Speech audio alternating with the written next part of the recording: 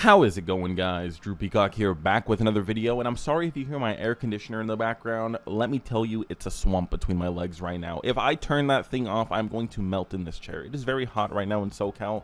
I don't know why summer just decided to whip out its schlong and slap me in the face, but it is warm out, to say the least.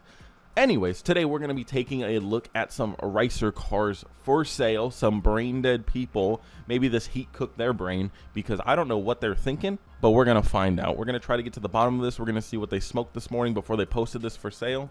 Anyways, if you guys are interested in the Honda, I posted that thing on my Instagram, so go check it out.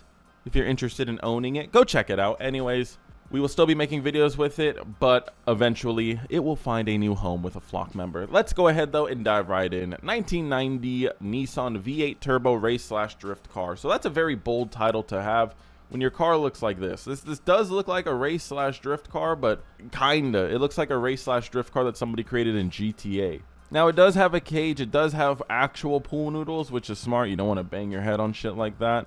It has a fully built 5.7 V8 forged engine, large single turbo setup, 800 horsepower, 6-speed manual, 800 horsepower clutch. The list goes on. It makes over 600 horsepower. And you might be thinking, well, Drew, why did you include this in the video? And that's honestly because I didn't know it was turboed. Just look at this thing, though. From the exterior, though, he tried to make it look like the Mazda RX-7 from Fast and the Furious Tokyo Drift. It's not a street-legal vehicle. There's no way this thing is street-legal. Like, the headlights, they're closed. There's no headlights. So you mean to tell me somebody's gonna pay 30 racks for an ugly 300ZX with S13 taillights, a cheap looking molded body kit? The engine is the only good part. That's the only saving grace, but you can make anything look bad, and this guy managed to do it with this car. Like, what in tarnation was homeboy thinking? I didn't know they even made wannabe RX-7 Veilside kits for a 300ZX. Like, this guy must be the only idiot on the face of the earth to buy this kit. The car itself, like I said, plenty of power, plenty of cool stuff underneath the hood. 600 horsepower, built 5.7. Who can go wrong with that? Apparently this guy. Maybe I'm being too harsh on him. I mean, obviously it is a very purpose-built car. This is a drift car at the end of the day. I just don't see why you wouldn't have just left it looking like a 300ZX. I mean, they have Lamborghini headlights. That's all you need. A Lamborghini headlights is all you need. Anyways, honestly, I didn't mean to put this one in the video, but fuck it, we're here. We can clown on anything. This car's ugly. Body panel galore. Looks atrocious. Don't know what you were thinking. He's looking for an old school or performance street car. Yeah, because this definitely is not one. He's interested in a Power Cruise, Harley. It's on 98 pump fuel. Lots of fun. Goes like a jet, but can't drive it on the street. This is, by the way, in Australia, where they have one of the most strict car laws in the world. Anyways, let's move on. Next car, here we go. Now, this is what we're talking about. 2017 Ford Mustang V6 supercharged fastback manual for 35,000 bones. It only has 43,000 miles on it, but 35,000. You can actually buy a good-looking 5.0 for that price, but this is better than that. This is a supercharged V6 manual, Hot Wheels edition, the Cyclone Pro Charger. I feel like we've seen this car before. Either that or we've just seen another Hot Wheels build similar to it. But yeah, the Hot Wheels color scheme, man, it just does not work. It does not work. Also, having fake carbon fiber overlays does not make your plastic interior look any better. Same with rattle canning your center console. Oh my god, look at this thing, man. This thing looks like straight up something out of Midnight Club LA. If a kid under the age of 10 customized it. He's got a light up pony badge. He's got some 3-valve style tail lights. His interior, I mean, that just looks like a fucking eyesore. Swapping out your normal white LED lights for blue ones has to be the dumbest thing you can do. It's just a huge nuisance. I would not recommend doing it. I did it before. That's what I'm saying. You cannot see jack shit. We have an actual carbon fiber hood with hood pins. Good for you, man. You really want to keep this thing, you know, strapped down. A 4-pod gauge pod. I wish I could see what they said. I mean, I'm guessing there's a boost one, maybe an oil pressure one, maybe voltage, and maybe air temperature. Those are, well, maybe what I would have. Oh, here we go. We got a shift light as well. Just in case, you know, the giant working tachometer doesn't work. Now you have another one. The reason why I have two is because mine don't work. They still don't work. I hate my car. I'll trade this guy. At least this guy has working gauge pods. This guy opted in for the little passenger side display as well, just so your passenger can see how slow you're actually going in the little V6 Mustang. Now, these motors can handle decent power when supercharged. I'm not going to sit here and tell you that this is just a can of worms. No, these can handle like 600. I don't think he's making 600, but they can handle it for a short period of time until you need to go to the junkyard and get another one. It's actually an okay platform to supercharge. It's not the worst thing ever. Let's look at this video. Oh, copyrighted music. Definitely not doing that.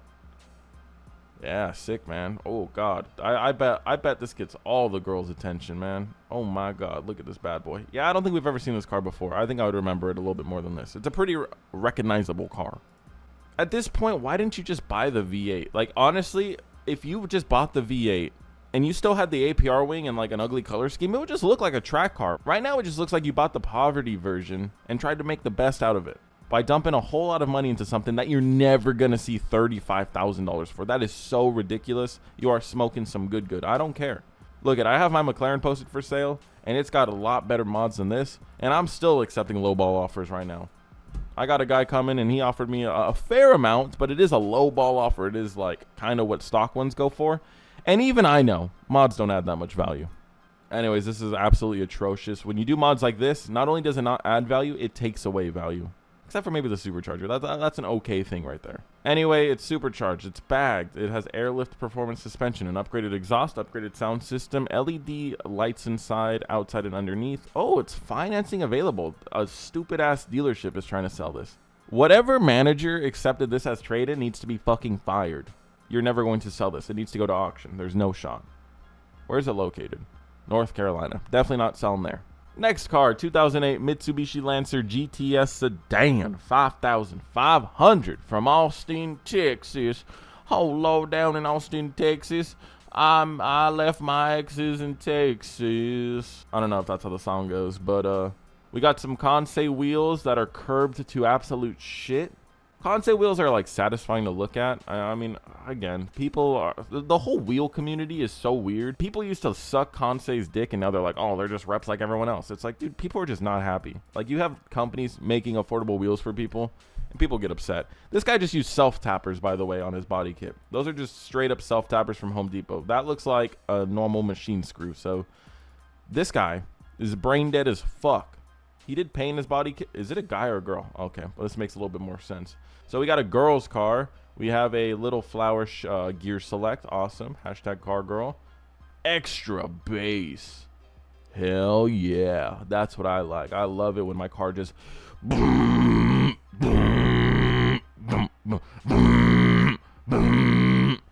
love that. I just sneezed all over my arm and it kind of smells. We got some little flower door panel things. The interior, it looks pretty musty. I mean, she's probably had about 5 bodies on that back bench right there. I don't blame her. When you're a car girl like this, all the dudes are going to be over you. Oh, you got little heart lug nuts and you're missing one. I think, yeah, you should show everyone that you're missing one lug nut. That just lets everyone know this car is well maintained. Giant wing. I mean, she's only asking $5,500 to be fair. She knows it's a piece of shit. Well, she's not out here saying that this is a SEMA build. She knows this thing is straight up hot garbage. Says it's a project car. Pics are rough because she needs a clean. Here's a word of advice, lady.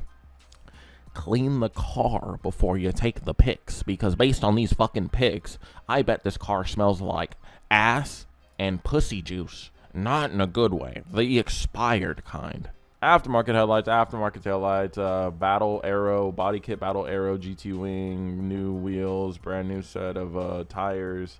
Street arrow splitters. I don't really care. If you want to read this, go for it. Oh, here we go. Cons. Wheels are curb rash. Yep. Needs a new front bumper. Definitely. Passenger wide body has a crack. Yep. At least she's honest. Dent in driver's side rear door. Covered by a sticker.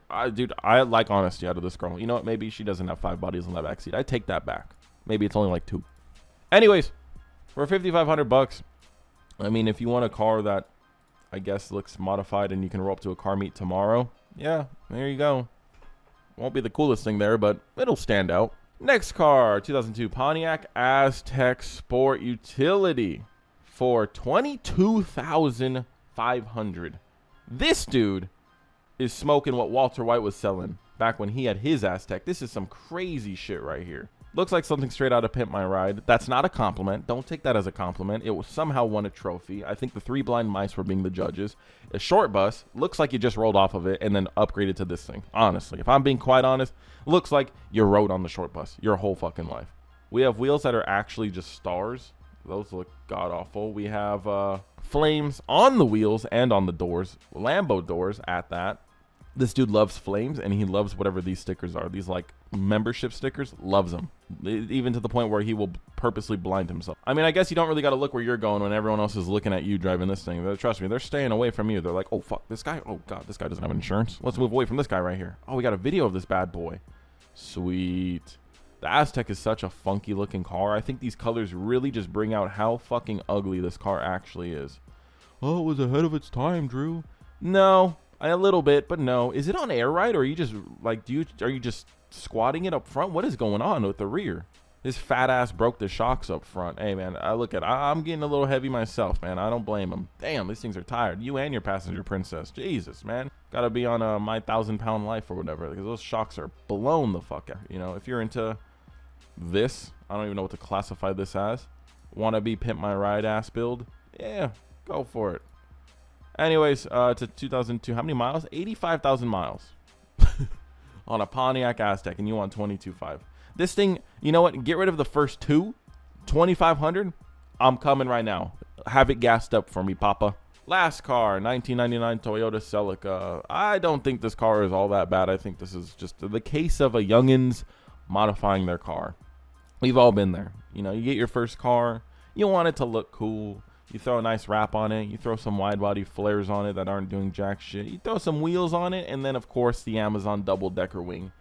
I feel like we've all been there. I've never actually thrown on an Amazon double-decker wing, but I've almost done it. Trust me, I've almost done it. I was a young, stupid little kid at one point.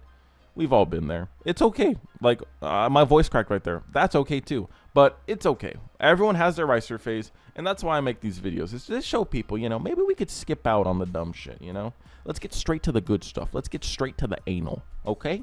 This is also in Sydney. This is out in the Aussies.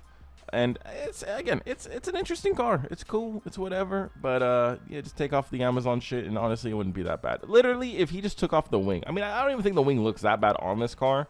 It's really not all that bad. It at least fits the car.